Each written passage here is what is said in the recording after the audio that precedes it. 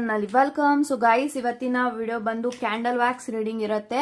So after a very long time candle wax reading ನ ಮಾಡ್ತಾ ಇದ್ದೀನಿ. ಸೊ ತುಂಬಾ ಜನ ನನ್ನ ಕ್ಲೈಂಟ್ಸ್ ಆಗಿರ್ಬೋದು, ನನ್ನ ಸಬ್ಸ್ಕ್ರೈಬರ್ಸ್ ಆಗಿರ್ಬೋದು, ಕ್ಯಾಂಡಲ್ ವ್ಯಾಕ್ಸ್ ರೀಡಿಂಗ್ ನ ಮಾಡಿ ಅಂತ ತುಂಬಾ ಜನ ರಿಕ್ವೆಸ್ಟ್ ಮಾಡ್ತಾನೆ ಇದ್ದೀರಾ.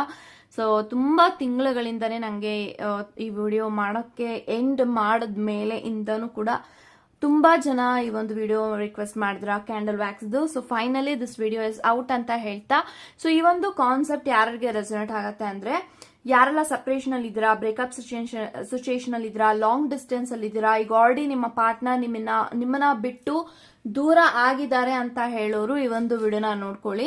ಸೊ ಕಾನ್ಸೆಪ್ಟ್ ಏನು ಅಂತ ಅಂದ್ರೆ, ನಿಮ್ಮ ಪಾರ್ಟ್ನರ್ ನಿಮ್ಮ ಲೈಫ್ ಅಲ್ಲಿ ಮತ್ತೆ ವಾಪಸ್ ಬರ್ತಾರ, ಅವರ ಜೊತೆಗೆ ರಿಕನ್ಸಿಲೇಷನ್ ಆಗತ್ತಾ ಅನ್ನೋ ಒಂದು ವಿಡಿಯೋನ ತಗೊಂಡ್ ಬಂದಿದ್ದೀನಿ.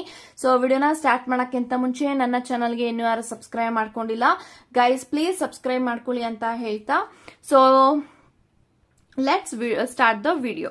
ಗೈಸ್, ಇವಾಗ ನೋಡೋಣ, ನಿಮ್ಮ ಪಾರ್ಟ್ನರ್ ಜೊತೆಗೆ ನಿಮ್ಮ ಲೈಫ್ ಅಲ್ಲಿ ಮತ್ತೆ ರಿಕನ್ಸಿಲೇಷನ್ ಆಗತ್ತಾ, ಅವರು ನಿಮ್ಮ ಲೈಫ್ ಅಲ್ಲಿ ವಾಪಸ್ ಬರ್ತಾರ, ಪ್ರತಿಯೊಂದು ಮಾಹಿತಿನ ಇಲ್ಲಿ ತಿಳ್ಕೊಳ್ಳೋಣ. ಸೊ ನಾನು ಕ್ಯಾಂಡಲ್ ವ್ಯಾಕ್ಸ್ ಸ್ಟಾರ್ಟ್ ಮಾಡಕ್ಕಿಂತ ಮುಂಚೆ ಒಂದೇನ್ ಹೇಳ್ಬೇಕು ಅಂತ ಅಂದ್ರೆ, ಇದೊಂದು ಜನರಲ್ ರೀಡಿಂಗ್ ಆಗಿರುತ್ತೆ. ಪಾಸಿಟಿವ್ ಆಗಿ ಒಂದು ವಿಡಿಯೋನ ನೋಡ್ರಿ, ಡೆಫಿನೆಟ್ಲಿ ಪಾಸಿಟಿವ್ ಔಟ್ಕಮ್ ಬರುತ್ತೆ ಅಂತ ಹೇಳ್ತಾ, so let's begin guys. Okay,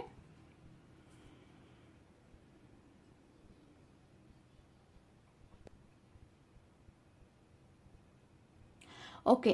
so guys, ನೀವು ಯಾರನ್ನ ನೆನೆಸ್ಕೊಂಡು ಈ ಒಂದು ವಿಡಿಯೋನ ನೋಡ್ತಾ ಇದ್ದೀರಾ, ಆ ಒಂದು ಪರ್ಟಿಕ್ಯುಲರ್ ಪರ್ಸನ್ ನಿಮ್ಮಿಂದ ದೂರ ಆಗಿ ಸಪರೇಟ್ ಆಗಿ ತುಂಬಾನೇ ನೊಂದಿದ್ದಾರೆ ಅಂತ ನಾನು ಹೇಳ್ಬೋದು. ಸೊ ತುಂಬಾನೇ ರಾಂಗ್ ಡಿಸಿಷನ್ ತಗೊಂಡಿದ್ದೀನಿ ಅನ್ನೋ ಒಂದು ಗಿಲ್ಟ್ ಅವ್ರಿಗೆ ಕಾಡ್ತಾ ಇದೆ. ಸೊ ಡೆಫಿನೆಟ್ಲಿ ಆ ಒಂದು ಪರ್ಟಿಕ್ಯುಲರ್ ಪರ್ಸನ್ ಯಾರೇ ಆಗಿದ್ರು ಕೂಡ ಈ ಒಂದು ಪರ್ಸನ್ ನಿಮ್ಮನ್ನ ತುಂಬಾನೇ ಮಿಸ್ ಮಾಡ್ತಾ ಇದ್ದಾರೆ ಅಂತ ಹೇಳ್ಬೋದು. ಸೊ ನಿಮ್ಮಿಂದ ದೂರ ಉಳಿದು ಅವರು ತುಂಬಾನೇ ಡಿಪ್ರೆಷನ್ ಅಲ್ಲಿದ್ದಾರೆ, ಬೇಜಾರಲ್ಲಿದ್ದಾರೆ, ಹರ್ಟ್ ಅಲ್ಲಿದ್ದಾರೆ, ಅವ್ರಿಗೆ ತುಂಬಾನೇ ಪೇನ್ ಆಗ್ತಾ ಇದೆ. ಅವರ ದುಃಖವನ್ನ ಹೇಳ್ಕೊಳ್ಳೋದಕ್ಕೆ ಅವರ ಜೊತೆಯಲ್ಲಿ ಇರುವಂತಹ ಕೆಲವೊಂದು ಜನಗಳು ಅವ್ರಿಗೆ ಯಾರು ಕೂಡ ಸಹಾಯ ಮಾಡ್ತಾ ಇಲ್ಲ. ಸೊ ನೀನ್ ಯಾಕೆ ಈ ತರ ಇದೆಯಾ, ನೀನ್ ಇದರಿಂದ ಆಚೆಗೆ ಬರಬೇಕು, ನೀನ್ ಪಾಸಿಟಿವ್ ಆಗಿರ್ಬೇಕು, ನಿನ್ನ ಲೈಫ್ನ ರೀಸ್ಟಾರ್ಟ್ ಮಾಡಬೇಕು, ಈ ತರ ಮೋಟಿವೇಟ್ ಮಾಡುವಂತ ವ್ಯಕ್ತಿಗಳು ಅವರ ಜೀವನದಲ್ಲಿ ಸದ್ಯಕ್ಕಂತೂ ಯಾರು ಇಲ್ಲ ಅಂತ ಹೇಳ್ಬೋದು. ಸೊ ತುಂಬಾನೇ ಬೇಜಾರಾಗ್ತಾ ಇದೆ ನಿಮ್ಮ ಪಾರ್ಟ್ನರ್ಗೆ. ಸೊ ನನ್ನ ಜೀವನ ಯಾಕೆ ಈ ತರ ಆಯ್ತು, ನಾನು ಯಾಕೆ ನನ್ನ ಪಾರ್ಟ್ನರ್ನ ನನ್ನ ಬಿಟ್ಟು, ನಾನು ಯಾಕೆ ಅವ್ರನ್ನ ಬಿಟ್ಟೆ, ನಾನು ಯಾಕೆ ಈ ತರ ಒಂದು ಡಿಸಿಷನ್ ನ ತಗೊಂಡೆ. ಇವಾಗ ಅವ್ರಿಗೆ ತುಂಬಾನೇ ರೆಗ್ರೆಟ್ ಫೀಲ್ ಆಗ್ತಾ ಇದೆ, ಗಿಲ್ಟ್ ಫೀಲ್ ಆಗ್ತಾ ಇದೆ. ಸೊ ಅವರ ನೋವುಗಳನ್ನ ಅವರು ಯಾರ ಹತ್ರನೂ ಶೇರ್ ಮಾಡೋದಿಕ್ ಆಗ್ತಾ ಇಲ್ಲ. ಅಂಡ್ ಅವರು ನಿಮ್ಮನ್ನ ಡೆಫಿನೆಟ್ ಆಗಿ ಅವ್ರಿಗೆ ಗೊತ್ತಾಗಿದೆ, ನಿಮ್ಮನ್ನ ಅವರ ಲೈಫಲ್ಲಿ ಎಂದಿಗೂ ಕೂಡ ಮರೆಯೋದಿಕ್ ಆಗೋದಿಲ್ಲ. ಸೊ ನಾನು ಅವ್ರನ್ನ ಮರೆಯೋದಿಕ್ ಆಗ್ತಾ ಇಲ್ಲ. ಸೊ ನಾನು ಈ ಒಂದು ಕನೆಕ್ಷನ್ ಇಂದ, ಈ ಒಂದು ಪರ್ಸನ್ ಇಂದ, ಇವರ ನೆನಪುಗಳಿಂದ ಮೂವ್ ಆನ್ ಆಗೋದಿಕ್ ಆಗ್ತಾ ಇಲ್ಲ ಅನ್ನೋದು ನಿಮ್ಮ ಪಾರ್ಟ್ನರ್ಗೆ ಗೊತ್ತಾಗ್ತಾ ಇದೆ. ಸೊ ತುಂಬಾನೇ ಬೇಜಾರ್ ಮಾಡ್ಕೊಳ್ತಾ ಇದ್ದಾರೆ. ಯಾಕೆಂತ ಅಂದ್ರೆ, ಅವ್ರಿಗೆ ನಿಮ್ಮನ್ನ ಬಿಡುವಂತ ಸಮಯದಲ್ಲಿ, ಸಪ್ರೇಷನ್ ಆಗುವಂತ ಸಮಯದಲ್ಲಿ ನಿಮ್ಗೆ ತುಂಬಾನೇ ಪೇನ್ ಮಾಡಿದ್ದಾರೆ, ತುಂಬಾನೇ ನೋವು ಕೊಟ್ಟಿದ್ದಾರೆ. ಸೊ ಅವರು ನಿಮ್ಮ ಜೊತೆಗೆ ಸರಿಯಾಗಿ ಮಾತಾಡಿಲ್ಲ. ಒಂದು ಕ್ಷಣದಲ್ಲಿ ನೀವು ಅವ್ರಿಗೆ ಕಾಲ್ ಮಾಡಿದಾಗ, ಮೆಸೇಜ್ ಮಾಡಿದಾಗ ಅವರು ನಿಮಗೆ ತುಂಬಾನೇ ಬೈದಿದ್ದಾರೆ, ಬೇಜಾರ್ ಮಾಡಿದ್ದಾರೆ, ಇಂಟೆನ್ಷನಲಿ ಅವರು ನಿಮ್ಗೆ ಹರ್ಟ್ ಮಾಡಿದ್ದಾರೆ.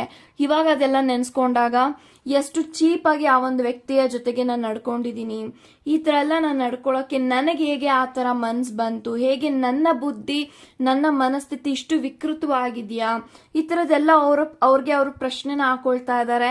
ಸೊ ತುಂಬಾನೇ ಈ ಒಂದು ವ್ಯಕ್ತಿ ಸ್ಟ್ರಗಲ್ ಅಲ್ಲಿ ಇದ್ದಾರೆ ಅಂತ ಹೇಳ್ಬಹುದು.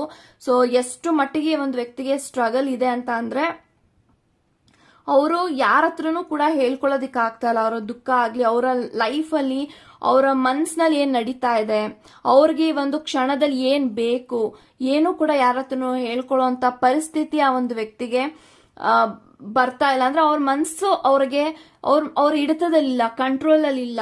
ಅವ್ರು ಅನ್ಕೊಳ್ತಾರೆ ನಿಮ್ಮ ಬಗ್ಗೆ ಇವತ್ತು ಯೋಚನೆ ಮಾಡಬಾರ್ದು, ಥಿಂಕ್ ಮಾಡಬಾರ್ದು ಅಂತ. ಬಟ್ ಅವರ ಮನ್ಸು, ಅವರ ಹೃದಯ ಯಾವಾಗ್ಲೂ ಕೂಡ ನಿಮ್ಮನ್ನ ಚೇಸ್ ಮಾಡ್ತಾ ಇದೆ.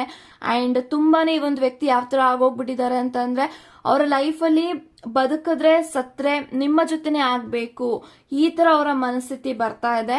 ಬಟ್ ಇವಾಗ ನಿಮ್ಮ ಮನಸ್ಥಿತಿ ಹೇಗಿದೆ ಅನ್ನೋದು ನಿಮ್ಮ ಪರ್ಸನ್ಗೆ ಗೊತ್ತಾಗ್ಬೇಕಾಗಿದೆ, ಒಂದು ಕ್ಲಾರಿಟಿ ಬೇಕಾಗಿದೆ ಅಂತ ಹೇಳ್ತೀನಿ. ಬಟ್ ಈ ಒಂದು ವ್ಯಕ್ತಿ ನಿಮ್ಮನ್ನ ನೆನಪು ಮಾಡ್ಕೊಳ್ದೆ ಇರುವಂತಹ ಕ್ಷಣಗಳೇ ಇಲ್ಲ. ಪ್ರತಿ ಕ್ಷಣ ನಿಮ್ಮ ಬಗ್ಗೆ ಯೋಚಿಸ್ತಾರೆ, ಥಿಂಕ್ ಮಾಡ್ತಾರೆ, ನಿಮ್ಮನ್ನ ಮಿಸ್ ಮಾಡ್ತಾರೆ. ಸೊ ಈ ತರ ನಾನು ಮಾಡ್ಕೊಂಡ್ಬಿಟ್ಟೆ, ನನ್ನ ಜೀವನ ನಾನೇ ಹಾಳು ಮಾಡ್ಕೊಂಡ್ಬಿಟ್ಟೆ, ಈ ಒಂದು ಪರ್ಸನ್ನ ಬಿಟ್ಟು ನಾನ್ ಕೆಟ್ಟೆ, ನಾನ್ ಇಲ್ಲಿ ಫೂಲ್ ಆಗಿರೋದು, ನನ್ನ ಪಾರ್ಟ್ನರ್ ನನ್ನಿಂದ ದೂರ ಉಳಿದು ಇವತ್ತವರು ನೋವು ಅನುಭವಿಸ್ತಾ ಇರ್ಬೋದು, ಬಟ್ ಅವರ ಜೀವನ ಸುಂದರವಾಗಿರುತ್ತೆ. ಆದ್ರೆ ನನ್ನ ಜೀವನವನ್ನ ಬೆಳಗ್ಸಕ್ಕೆ ಬಂದಂತಹ ಪಾರ್ಟ್ನರ್ನ ನಾನು ಉಳಿಸ್ಕೊಳ್ಳೋದಿಕ್ಕಾಗಿಲ್ಲ. ಈ ತರ ನಿಮ್ಮ ಪಾರ್ಟ್ನರ್ ಯೋಚನೆ ಮಾಡ್ತಾ ಇದ್ದಾರೆ. ಸೊ ಅವ್ರಿಗೆ ಅನ್ಕೊಂಡಿರ್ಲಿಲ್ಲ ಒಂದು ದಿನ ನಿಮ್ಮನ್ನ ಬಿಟ್ಟು ಹೋದ್ಮೇಲೆ ನಿಮ್ಮ ನೆನಪುಗಳು ಈ ಮಟ್ಟಿಗೆ ಅವ್ರಿಗೆ ಕಾಡುತ್ತೆ, ನಿಮ್ಮ ಯೋಚನೆಗಳು ಅವ್ರಿಗೆ ಕಾಡುತ್ತೆ ಅಂತ. ಬಟ್ ಈ ಒಂದು ವ್ಯಕ್ತಿ ನಿಮ್ಮ ಪ್ರೀತಿಗೆ ಸೋಲ್ತಾ ಇದ್ದಾರೆ, ಸರೆಂಡರ್ ಆಗ್ತಾ ಇದ್ದಾರೆ, ನಿಮ್ಮ ಹತ್ರ ಬಂದು ಕ್ಷಮೆ ಕೇಳಬೇಕು ಅಂತ ಇದ್ದಾರೆ, ಅಪಾಲಜಿ ಕೇಳಬೇಕು ಅಂತ ಇದ್ದಾರೆ. ಒಂದು ಆನೆಸ್ಟ್ ಆಗಿ ಹೇಳ್ಬೇಕು ಅಂತಂದ್ರೆ ದಿಸ್ ಪರ್ಸನ್ ನೀಡ್ಸ್ ಯು. ಅವ್ರಿಗೆ ನಿಮ್ಮನ್ನ ಬಿಟ್ಟಿರೋದಕ್ಕೆ ಆಗ್ತಾ ಇಲ್ಲ, ನಿಮ್ಮನ್ನ ಅವ್ರು ಹಿಂದೆ ಪಡ್ಕೊಳ್ಬೇಕು. ನಿಮ್ಮನ್ನ ಇವಾಗ ಹೇಗೆ ಪಡ್ಕೊಳ್ಳೋದು, ಹೇಗೆ ಅಪ್ರೋಚ್ ಮಾಡೋದು, ಹೇಗೆ ಕಮ್ಯುನಿಕೇಟ್ ಮಾಡೋದು, ಹೇಗೆ ಕಮ್ಯುನಿಕೇಟ್ನ ಸ್ಟಾರ್ಟ್ ಮಾಡೋದು, ಹೇಗೆ ನಿಮ್ಮ ಜೊತೆಗೆ ಕಾಂಟ್ಯಾಕ್ಟ್ ಮಾಡೋದು, ಈ ಥರ ಯೋಚಿಸ್ತಾ ಇದ್ದಾರೆ. ಅವ್ರಿಗೆ ಯಾವುದೇ ರೀತಿ ಯೋಚನೆಗಳು ಲೈಕ್ ಪಾಸಿಟಿವ್ ಆಗಿ ಇಂಟೆನ್ಷನ್ ಬರ್ತಾ ಇಲ್ಲ. ಯಾಕೆ ಅಂತಂದ್ರೆ ಅವರು ನಿಮ್ಗೆ ತುಂಬಾನೇ ಪೇನ್ ಮಾಡಿದ್ದಾರೆ, ಹರ್ಟ್ ಮಾಡಿದ್ದಾರೆ. ನೀವು ಕೂಡ ಈ ಒಂದು ವ್ಯಕ್ತಿಗೋಸ್ಕರ ತುಂಬಾ ವರ್ಷಗಳಿಂದ ಪೇಷನ್ಸ್ ಇಂದ ವೇಟ್ ಮಾಡ್ತಾ ಇದ್ದೀರಾ. ಇಲ್ಲ, ನನ್ನ ಜೀವನದಲ್ಲಿ ಒಂದು ಬೆಳಕು ಬರುತ್ತೆ, ನನ್ನ ಜೀವನದಲ್ಲೂ ಕೂಡ ಒಳ್ಳೇದಾಗತ್ತೆ, ನನ್ನ ಪಾರ್ಟ್ನರ್ನಿಂದ ನನಗೆ ಯಾವತ್ತಾದ್ರೂ ಒಂದು ದಿನ ಕರೆ ಬರುತ್ತೆ, ಕಾಂಟ್ಯಾಕ್ಟ್ ಬರುತ್ತೆ, ಒಂದು ಮೆಸೇಜ್ ಬರುತ್ತೆ ಅವ್ರ ಕಡೆಯಿಂದ. ನೀವು ಕೂಡ ಇನ್ ದ ಸೇಮ್ ವೇ ಯೋಚಿಸ್ತಾ ಇದ್ದೀರಾ, ಥಿಂಕ್ ಮಾಡ್ತಾ ಇದ್ದೀರಾ, ನನ್ನ ಲೈಫಲ್ಲಿ ಯಾಕೆ ಈ ಥರ ಆಗ್ತಾ ಇದೆ, ಅಪ್ಸ್ ಅಂಡ್ ಡೌನ್ಸ್. ನಿಮ್ಮ ಒಂದು ಪ್ರೀತಿನ ನೀವು ಲೈಕ್ ಪ್ರಶ್ನಿಸ್ತಾ ಇದ್ದೀರಾ ದೇವ್ರ ಹತ್ರ.